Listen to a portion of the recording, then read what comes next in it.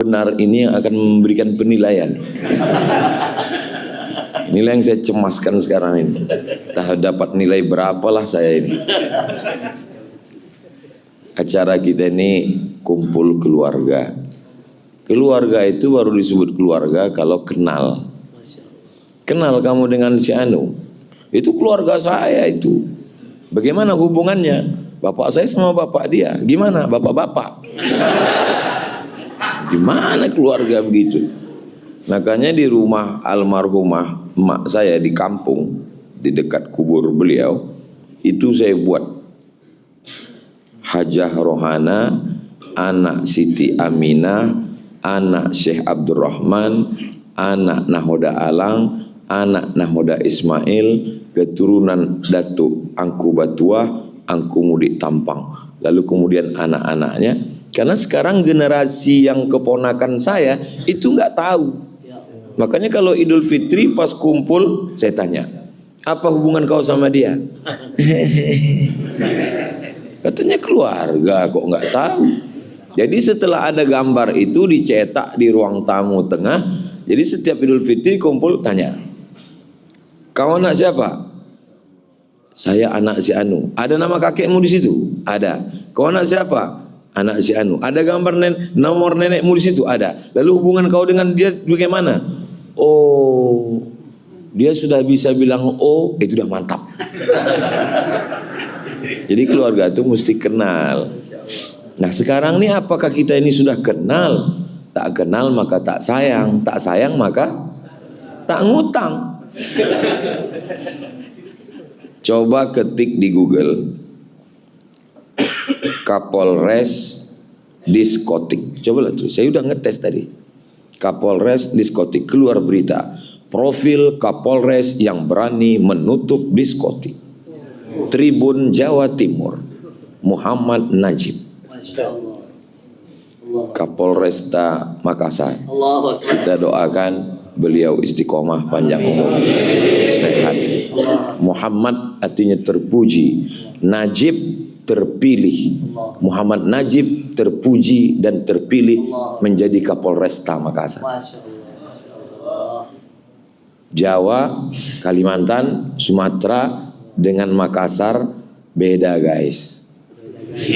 Beda guys. Jadi kalau menjadi Kapolresta di Makassar, insya Allah di tempat lain akan lulus. Akan mudah insya Allah. Kenapa begitu Pak Ustadz? Pahami sendiri, baca sendiri, ngerti sendiri. Jadi kita kenal. Tidak bisa kenal banyak, kenal sedikit. Kenapa Ustadz mulai dari Pak Kapolres? Karena sunnah memulai dari sebelah kanan. Kan sebelah kiri Pak Ustadz. Kalau saya ngadap ke kiblat kan kanan. Tergantung kita ngadapnya kemana. Ustadz Somad ini bisa-bisa aja. Lalu kemudian setelah Pak Kapolres ada anak muda artis ganteng, Bang Riki. Saya kalau ngelihat artis-artis ini sampai sekarang belum ketemu saya jawabannya. Artis ganteng, muda, viral, kaya, mau-maunya mereka taubat. Kenapa nggak nunggu agak tua dikit gitu kan? Andai saya lah seganteng mereka, nggak tahu lah saya. Mungkin udah jadi playboy cap tupai saya. Tapi mereka memang Allah Subhanahu wa taala menjanjikan kalau kamu hai anak muda merasa sombong, angkuh, kamu tinggalkan agama ini, apa kamu pikir agama ini akan mati? Tidak. Fasaufa ya'tillahu biqaumin, akan diganti Allah. Kamu akan diganti Allah dengan makhluk jenis apa? Yuhibbuhum, Allah cinta mereka, wa yuhibbuna, dan mereka membalas cinta Allah. Inilah anak-anak muda ini. Apa kata Ustaz Das'an? Masjid ini Ustaz Abdul Samad jamaahnya 80% anak muda, yang menjadi pengurus anak muda, yang jadi imam anak muda, dan yang datang pun anak muda. Dan sekarang ini saya merasa muda. Jadi siapa yang mau ingin tetap merasa muda, datanglah ke Masjid Hajah Siti Mang. Saya sudah merasakannya. Kalau datang ke Makassar, sholat ke sini, insya Allah bangkit. Muda dan tua ini bukan masalah angka, tapi masalah rasa. Kalau rasa kita muda terus. Saya Ustadz saat ini berapa umur? Rasa-rasa 26, 27 ini sekarang. Apa tanda anak muda? Sholatnya ke masjid. Ini sekarang banyak juga anak muda merasa muda, tapi lautan kan kuseberangi, bukit kan kudaki, masjid kulewati. Ini bukan anak muda. Inilah anak muda kita yang luar biasa. Lalu kemudian ada bersama kita. Kalau dilihat namanya, ini cocoknya angkatan laut. Karena namanya Bahruddin. Bahru itu kan laut. Tapi bisanya jadi jenderal polisi. Masya Allah, tabarakallah. Artinya apa? Kalau yang di laut aja naik ke darat bisa jadi jenderal, apalagi kalau dia balik ke laut. Biasanya ya, biasa kalau yang di air itu naik ke darat itu nggak ada yang baik, jahat semua. Contohnya lintah darat. Lintah itu kan di air. Waktu naik ke darat jahat. Ada yang paling parah lagi. Banyak yang ngaku. Orang Betawi kalau nikah itu pasti bawa roti buaya. Saya ini orangnya suka penasaran. Jadi waktu kawan saya nikah di Jakarta, saya tanya, kenapa itu ada roti buaya di depan? Kata dia, buaya itu makhluk yang paling setia, Ustaz. Jadi diharapkan pengantin ini setia seperti buaya. Setia dia, iya, selama di air. Kalau sudah naik ke darat. Tapi ada orang yang namanya di air, naik ke darat tetap setia. Jenderal Bahruddin Ja'far. Setia menegakkan agama Allah, menolong agama Allah. Di saat masjid-masjid kosong, beliau dengan Habib Rifki Al-Hamid meramaikan syiar masjid. Kalau bapak-bapak dari kepolisian, dari mulai Babin Kamtipmas, Kapolsek, Kapolres, Kapolda, Kapolri ingin memperbaiki citra, ingin polisi dekat masyarakat, nggak usah buat acara apapun, seminar apa-apa, datang saja ke Jenderal Bahruddin Ja'far, tanya kisi-kisi rahasia-rahasianya. Beliau akan bukakan, insya Allah Allah SWT akan menolong kepolisian Republik Indonesia, karena jumlah polisi dengan kriminal tidak seimbang sekarang. Jadi bapak-bapak polisi kalau dia melangkah dari rumah, bismillahi tawakkaltu 'ala Allah, la haula wala quwata illa billah, niatnya amar ma'ruf nahi mungkar, kalau dia mati, matinya mati syahid. Dan kalau dia berjuang, bernilai pahala fisabilillah insyaallah. Mudah-mudahan kita doakan mereka istiqomah semuanya. Sampai disebut dengan jenderal bersorban dan seterusnya. Alhamdulillah kita bisa bersilaturahim. Ketika salaman tadi pertama, apa yang beliau bisikkan? Ustaz Abdul Somad, saya ini laskar tak berguna. Saya jawab, Pak Jenderal, laskar serbaguna. Karena sesungguhnya mereka-mereka yang dekat dengan Allah tidak mengenal kata pensiun. Jabatan, kekuasaan, baju seragam itu hanyalah batas limit yang dibuat manusia. Tapi yang dibuat oleh Allah SWT, batasannya adalah ketika malaikat maut tiba. Berapa banyak orang yang punya seragam, punya pistol, tapi tidak berbuat apa-apa. Itu maknanya sudah mati sebelum malaikat maut datang. Bahkan malaikat maut pun melihat dia, perasaan ini kan belum kucabut nyawanya, kok sudah mati duluan ini. Ustadz Abdul Somad ngapal hayat, ngapal hadis, menggelegar tablik akbar. Polisi tidak perlu hafal ayat, tidak perlu hafal hadis, tidak perlu pakai sound system, nggak perlu menggelegar, nggak perlu pakai mimbar, nggak perlu pakai pentas. Cukup dengan seragam dan pistolnya. Yang mau main judi online silakan. Silakan. Mumpung pistol masih ada, baju masih ada, pakai menegakkan agama Allah. Takbir. Saya diajak lewat ibu kota provinsi masuk kabupaten. habis kabupaten masuk kecamatan, dari mulai jalan mulus sampai la haula wala quwata illa billah. Saya tanya ini panitia, kita masih berada di jalan yang benar? Masih Pak Ustadz. Kemana tujuan kita ini? Sampai ujung-ujungnya kantor polsek. Saya nengok kantor polsek, dalam hati saya, ini nggak level kita ini. Sombong kali Ustadz Somad ini. Lalu saya tanya, apa kelebihan kantor polsek ini? Akhirnya sambutanlah Pak Kapolsek. Saya risau melihat orang yang urusan ke kantor ini bingung mau sholat di mana, karena tidak ada musola. Maka saya berniat selama saya tugas di sini saya buat musola. Dan kalau musolanya siap, saya bernazar saya akan memanggil Ustadz Abdul Somad. Barulah saya tahu rasa berdosa saya dalam hati. Tapi saya tak ungkapkan di depan beliau. Saya tentu tetap menjaga image saya kan. Saya tanya, jadi ini Pak pakai duit negara Pak Kapolsek? Tidak Pak Ustadz. Pakai duit siapa? Pakai duit kami. Bayangkan berapa kali dia jadi Kapolsek, berapa masjid yang bisa dia bangun. Ketika ada jabatan, ada kekuasaan, harimau mati meninggalkan belang, manusia mati meninggalkan gading, manusia mati meninggalkan kredit. Manusia mati meninggalkan kenangan yang baik. Apa yang diingat Habib Rifki selama jenderal berada di Maluku, di Ambon? Kenangan yang baik. Maka tinggalkanlah kenangan yang baik. Pengurus-pengurus masjid yang di saat Covid disuruh tutup tidak bisa, tapi yang ditinggalkan jenderal adalah kenangan yang baik. Kenangan baik itulah yang paling berkesan dalam hati manusia. Dua yang selalu saya ingat kalau saya. Pertama kenangan baik, yang kedua orang yang nggak bayar hutang. Maka buatlah dua kenangan itu. Nabi Muhammad SAW punya anak namanya Sayyidatuna Fatimah. Sayyidatuna Fatimah punya anak, satu namanya Sayyidina Al-Hasan, yang kedua namanya Sayyidina Al-Husain. Sayyidina Al-Husain punya anak namanya Ali Zainal Abidin.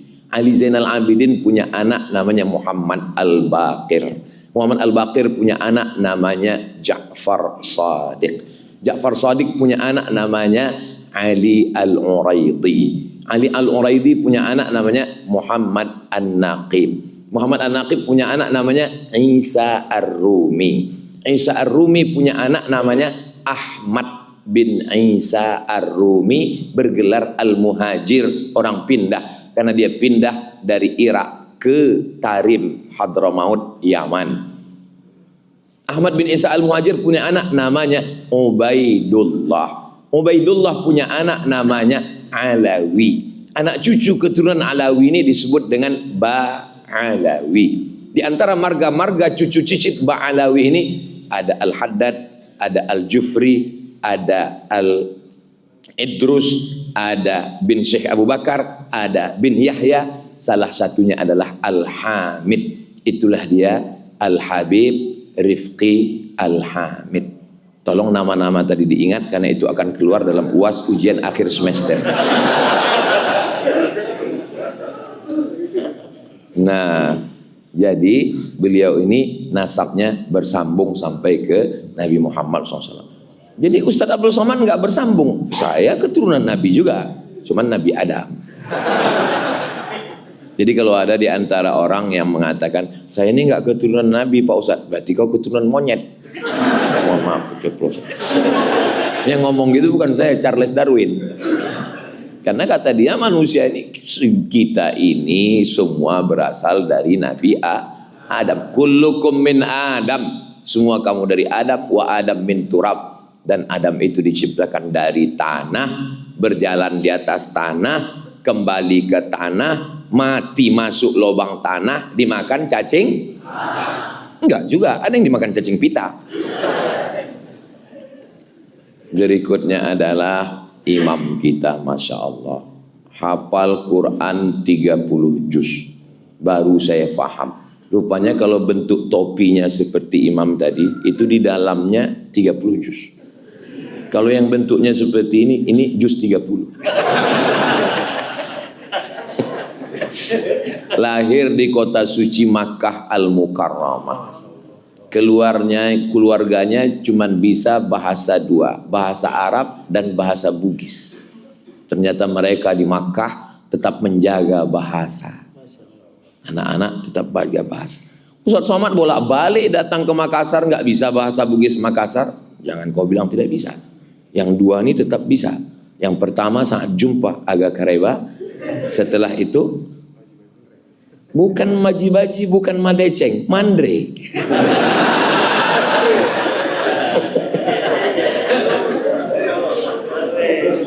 Nah, sesuatu yang paling saya sesali, kalau bolehlah menyesal kembali ke masa lalu. Kenapa di Mesir dulu tidak belajar bahasa Bugis Makassar dengan Ustadz Bunyamin? Kenapa saya tak belajar bahasa Bugis Makassar dengan Ustadz Hasbi? Kalau bisa, sekarang ini kan saya lancar bahasa itulah. Maka saudaraku di mana? Kenapa Ustaz nggak belajar bahasa Bugis? Karena tidak pernah terpikir di kepalaku bahwa aku akan datang ke Makassar. Siapa sangka Ustaz Somad akan viral?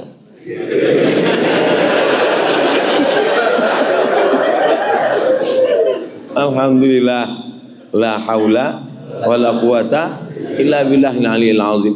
Saya betul-betul menikmati bacaan imam tadi, ya Allah. Terutama Al-Fatihahnya yang di rakaat kedua. Tolong kalau tadi ada rekamannya, saya minta Al-Fatihah rakaat kedua, minta kirimkan ke tim UAS. Saya mau dengar ulang, saya mau bawa, saya mau tes nanti. Walaupun saya yakin nggak bisa terlalu mirip, tapi paling tidak mendekati. Sedap kali saya rasa tadi ayat. Pernah juga beberapa ayat saya coba, pas saya tanya istri saya tanya keluarga, gimana mirip? Jauh kali gitu deh. Tapi namanya mencoba kan nggak ada salahnya kan.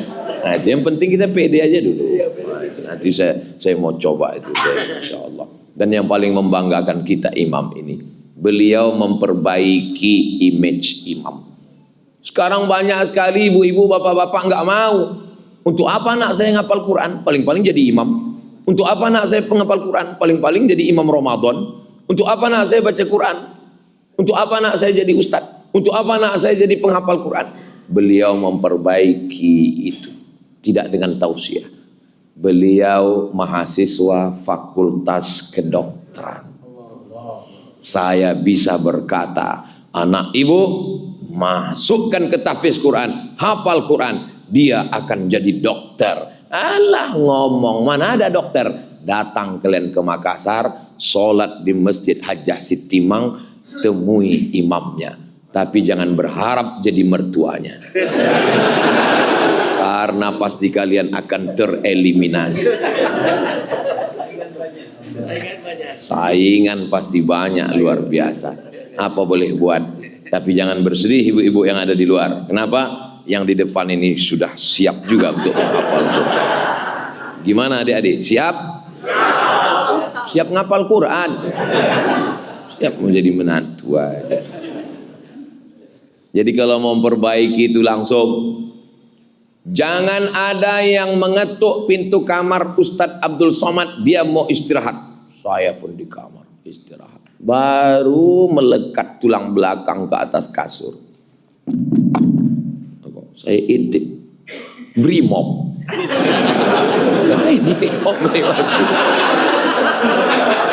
Saya buka pintu. Ada apa Pak Brimob? Aku adik kelasmu di pesantren bang. Allah, saya peluk dia langsung saya foto. Adik kelas tamat pesantren. Si Anu dulu, si Anu. Biasanya kita kalau punya kawan itu kan yang terbandel. Ada dulu yang terbandel, selalu ditangkap mentuo. Mentuo itu judi pakai. Sampai ditangkap sama kiai, dibotak, nggak tumbuh-tumbuh rambut. Apa dibacakan kiai itu?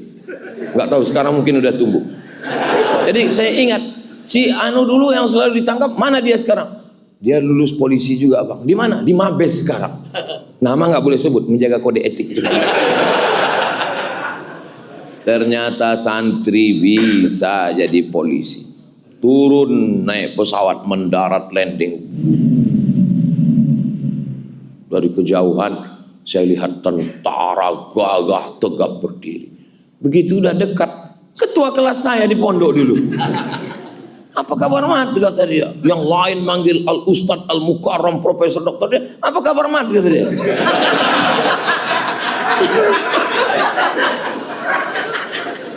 Saya bangga. Anak pesantren jadi polisi, anak pesantren jadi tentara. Sekarang bangga lagi, anak pesantren hafal Quran, jadi imam bacaan luar biasa, dan dokter lagi. Terasa betul kita ini nggak ada apa-apanya. Dia fid dunya hasanah, fil akhirati hasanah. Dokternya dapat, akhiratnya dapat. Saya dulu setiap nanya-nanya, saya kalau setiap wisuda anak TK, penyerahan ijazah TK, selalu saya tanya, mau jadi apa nak? Dokter. Mau jadi apa nak? Dokter. Beberapa lah yang jawab Ustadz, itu pun setelah Ustadz Dasan viral. Baru belakangan-belakangan inilah. Dulu jarang sekali. 30 anak wisuda, 28 itu dokter. Yang satu istri dokter. Satu lah yang mau jadi ustadz. Oh, saya penasaran kenapa orang ini mau jadi dokter. Setelah saya ceramah di IDI, Ikatan Dokter Indonesia, barulah saya tahu. Dokter ini martilnya kecil aja. Beda sama tukang, mohon maaf tukang jangan tersinggung. Tukang itu martilnya besar, buang. Dokter martilnya kecil. Sebesar ini, dipukulkan ke lutut. Mohon maaf, ada kesalahan di lutut. Berapa? 20 juta. Itu baru pukul 2 kali. Baru 2 kali pukul. Tuk tuk. Baru 2 kali. Makanya yang sakit itu berharap jangan sampai dia pukul ketiga.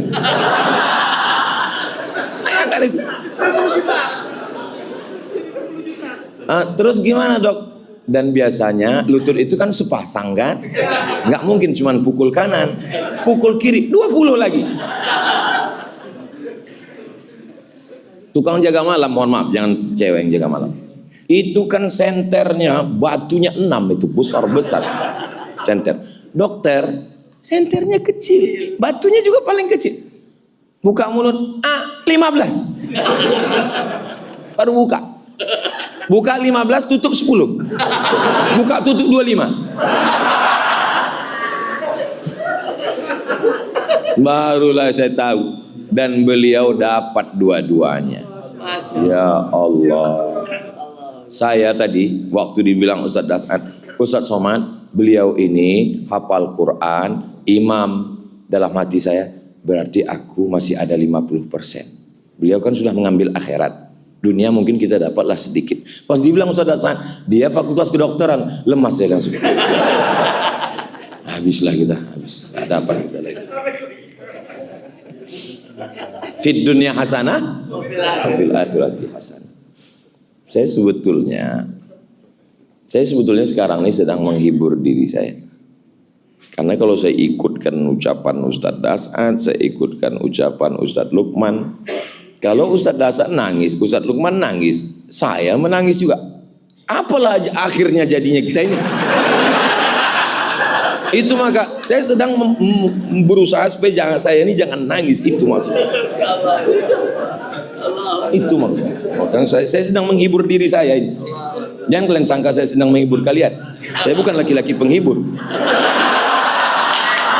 Saya sedang membahagiakan diri saya. Saya terbang dari Pekanbaru ke Jakarta, dari Jakarta ke Makassar untuk menghilangkan kemurungan, kesusahan hati saya. Dibawa oleh Ustadz Asbi semalam ke tempat membanting kemurungan. Banti murung. Maka siapapun saudaraku dari Sabang sampai Papua yang merasa murung, banting kemurungan kalian ke Banti murung. Jangan lupa ajak saya. Tapi sampai hari ini mereka mengajak bercerita tentang ibu. Saya paling pantang cerita tentang ibu. Tak tahan saya kalau sudah cerita ibu.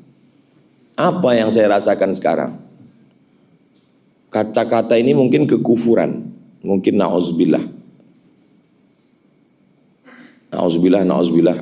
Allah tidak adil. Allah maha adil. Tapi bagi saya, kenapa Ustadz Dasan Kalau dia pulang ceramah, dia masih bisa cium ibunya. Dia masih bisa potongkan kukunya.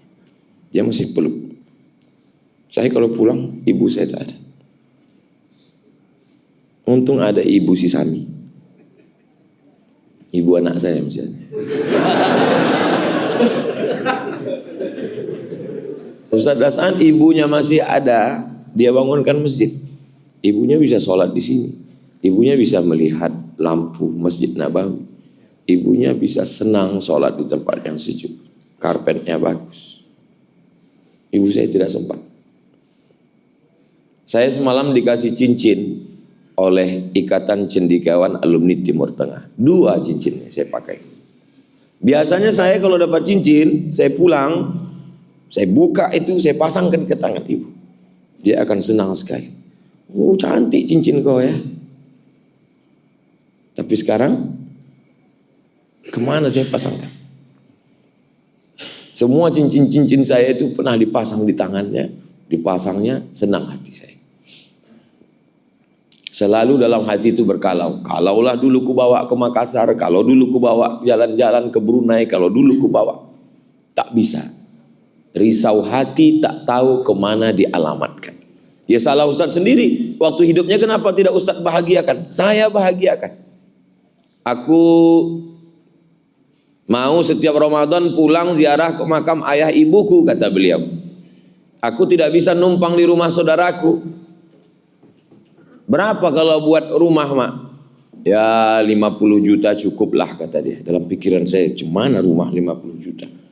Beli tanah, pasang dinding, pasang tiang, pasang etap, begitu begini, begono, selesai 250-300. Jadi rumah itu. Apa kata orang? Untuk apa buat rumah di kampung? Rumah akan tinggal, rumah akan lapuk, rumah akan begini, rumah akan ini, mubazir saja. Apa yang terjadi sekarang? Rumah itulah yang menjadi sekretariat Yayasan Wakaf Hajah Rohana, tempat menumpuk beras sembako. Sejak meninggal sampai hari ini tidak pernah putus, 300 paket setiap bulan. Jangan dengarkan ucapan orang. Kalau mau buatkan rumah untuk ibu, buatkan saja. Belikan gelang, belikan rantai, belikan anting, bahagiakan dia. Biasanya orang tukang rumah makan tidak mau buka rahasianya, karena resep dapur jangan sampai ketahuan orang. Saya lama, tapi saya orangnya tidak mau bertanya-tanya. Nggak pernah saya tanya, apa resep Ustadz Dasan? Enggak. Tapi saya orangnya penasaran, apa resep Ustadz Dasan ini? Sehingga jamaah begitu ramai. Saya coba-coba cek di YouTube. Lebih banyak penonton dia daripada viewer saya. Sakit juga hati saya nengok dia. Dia ceramah di menteri ini, di kantor partai ini. Pendek rasa jantung saya. Apa rahasia dia ini? Sekarang dia bukakan rahasianya. Rahasia dia satu. Dia bahagiakan ibunya. Ketika ibunya bahagia, naik tangannya menengadah ke langit, disitulah pintu-pintu langit terbuka. Bahagiakan ibumu. Kalau kau ingin rezekimu seperti raja-raja, bahagiakan ibumu, maka rezekimu akan seperti rezeki raja-raja. Bukan hadis Nabi, dapat saya di grup WhatsApp. Itulah rupa rahasianya mengalir, rezekinya berlimpah, orang senang, keluarganya sakinah, mawaddah, warahmah, anaknya, keluarganya. Kita doakan beliau sehat walafiat, panjang umur. Dakwah kebaikan luar biasa. Dia senantiasa tidak takut pada amar ma'ruf nahi mungkar. Biasa kita kalau pergi ke satu daerah, kita belum pernah ke situ, ada juga rasa khawatir, cemas dalam hati. Apalagi saya yang sudah terlalu sering trauma kena usir. Waktu saya pertama kali menjejakkan kaki ke Makassar, cemas dalam hati saya. Yang menenangkan saya 2. Yang pertama, saya diundang oleh Ikatan Cendekiawan Alumni Timur Tengah, sahabat-sahabat saya di Mesir dulu. Diundang saya di hotel, dijamu. Di situ hati saya sudah mulai tenang. Tapi ini kan Azhari, ini kan alumni Azhar. Bagaimana dengan yang non Azhar? Lalu kemudian saat saya tausiah subuh, ada satu orang berbisik, Ustadz Somad, Itu ustadz kami di sini. Saya tengok, yang mana? Itu yang ganteng itu. Siapa namanya? Das'an Latif. Itulah pertama kali ketemu kami. Fotonya masih saya simpan sampai sekarang. Pertemuan pertama kami. Biasanya ustadz-ustadz terkenal, kalau datang ustadz lain luar kota ke tempat dia tidak mau datang. Kenapa? Karena dianggapnya sebagai saingan. Ustadz Das'an tidak begitu. Begitu saya datang, dia datang, merangkul bersama. Jadi kalau hari ini kita buat program namanya Jumpa Kumpul Keluarga, beliau sudah lama menganggap saya sebagai keluarga. Allahu Akbar. Makanya setiap ketemu beliau senang hati. Apa yang membuat kita ini bahagia? Apakah karena makanan yang enak? Belum tentu. Berapa banyak orang tidak bisa makan enak. Dikasih udang, kolesterol. Dikasih daging. Saya di mana-mana tempat saya katakan, tidak ada kambing mengandung kolesterol. Karena kambing mengandung anak kambing. Apalagi kita tinggal di Makassar, ini di tepi laut yang indah, makanan seafoodnya tadi malam ikan bakar, ada udang, ada cumi, ada. Ini tidak ada kolesterol, makan aja saya bilang. Kolesterol ini nanti di laboratorium. Bukan pada makanannya. Cantik indah alamnya Pantai Losari, bukan pada alamnya, bukan pada pantainya, bukan pada air terjunnya, bukan pada makanannya. Lalu indahnya di mana? Bersama dengan siapa? Jangan kalian pakai untuk pacar kalian. Tak kuizinkan itu. Kadang anak-anak muda ini ngaji, tapi pas pacaran dipakainya juga. Bukan tergantung tempatnya, Dek. Bukan makanannya, tapi tergantung dengan siapa. Enggak kuizinkan. Yang makai itu mudah-mudahan kalian putus.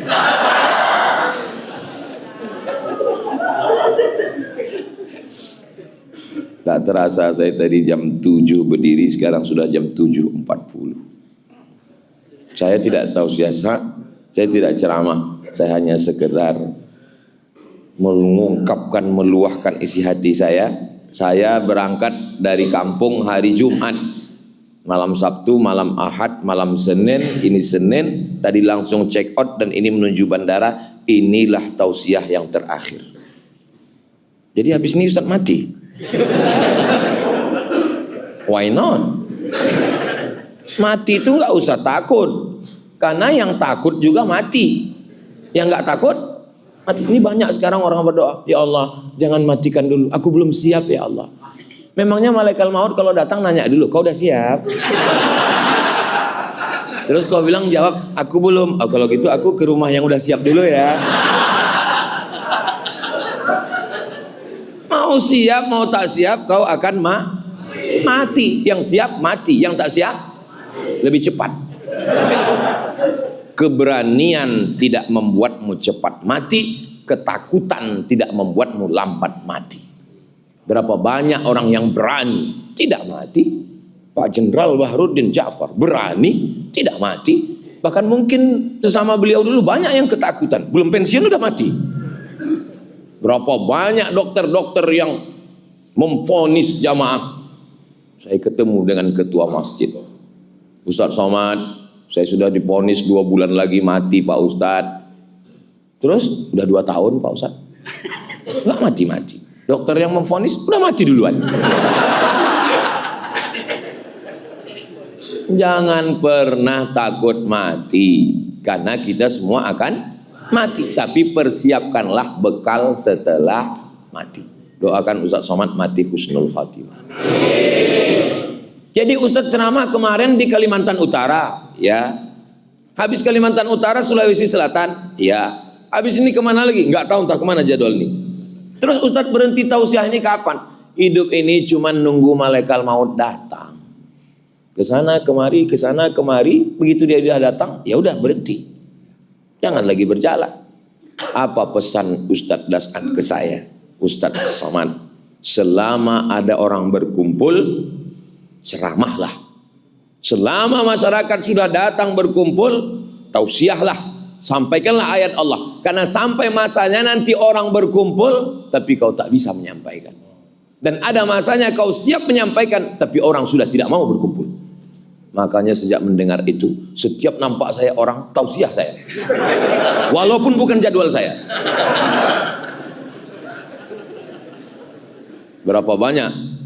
Asal sudah ketemu, kumpul, saya sampaikan. Orang banyak, ini kan bukan jadwal Ustadz.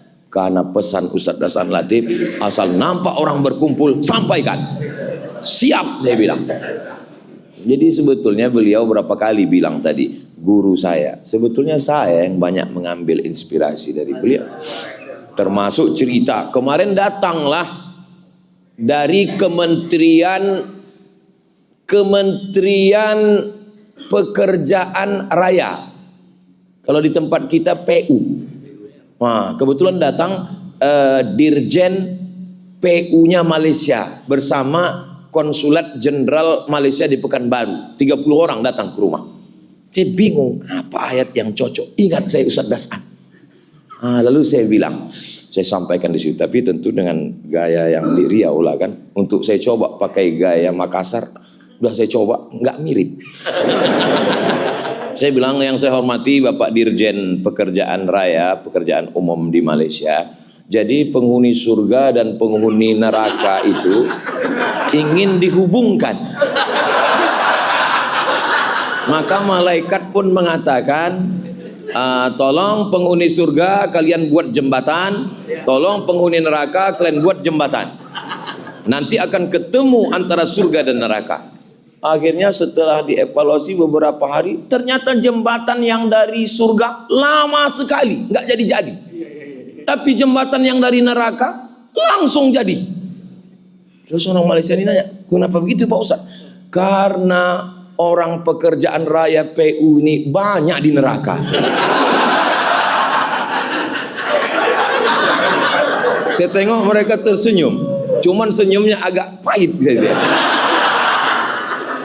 Tapi di ujung saya bilang, ini tolong pakcik-pakcik, encik-encik, tuan-tuan, puan-puan, jangan marah ke saya. Ini dari Ustadz Das'an Latif, kata saya.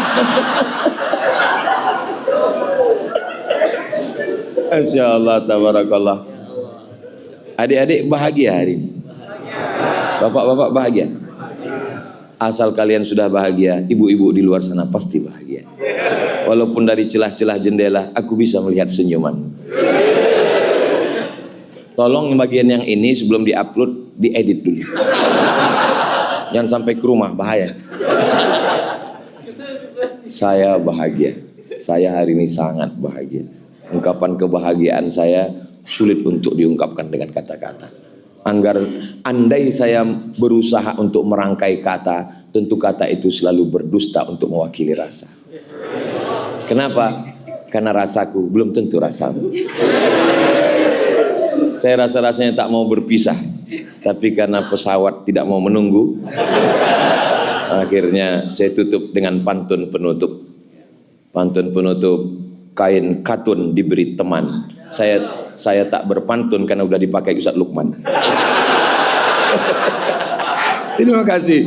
Jazakumullah khairan Ustadz Das'an. Jazakumullah khairan Habib. Jazakumullah khairan Ustadz Fakhrul Razi. Barakallahu fikum. Wassalamualaikum warahmatullahi wabarakatuh.